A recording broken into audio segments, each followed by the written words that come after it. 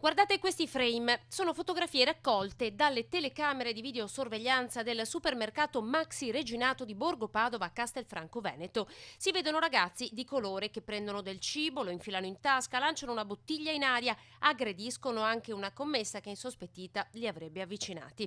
È sabato sera, poco dopo, un gruppetto di ragazzotti salirà alla stazione di Castelfranco Veneto su regionale 5740 e all'altezza di Castello di Godego terrà in ostaggio il convoglio per 40 minuti, con insulti, sputi e minacce ai passeggeri. Spetterà alle forze dell'ordine ora capire se i due episodi siano in qualche modo collegati, ma intanto in stazione chi è abituato a viaggiare in treno ci racconta di non essersi mai sentito veramente sicuro la sera.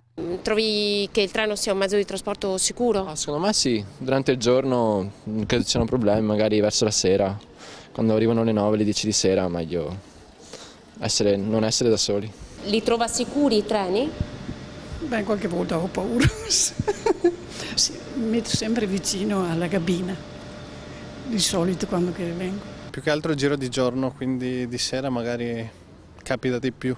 Trovi che i treni siano sicuri dopo la notizia delle baby gang? No. Non sono sicuri? No, assolutamente. Beh, al momento magari la sicurezza sui treni non è poi così alta, però d'altronde mai ti saresti aspettato che dei ragazzini si improvvisassero dei criminali, ecco, in quella situazione là. E purtroppo l'intervento è stato anche molto lungo, perché leggevo sul giornale che prima che intervenisse qualcuno è passato molto tempo. Non solo nelle stazioni ferroviarie dunque, ma anche nei convogli. La sera in viaggio bisogna stare all'occhio. Assisto a volte a situazioni imbarazzanti dovute appunto a queste situazioni che segnalano un disagio che non arriva solo al passeggero, ma purtroppo parte da lontano. Tutto parte dalle famiglie, sai. Penso che sia un problema di controllo e anche di crescita del fatto che i ragazzi non siano seguiti adeguatamente.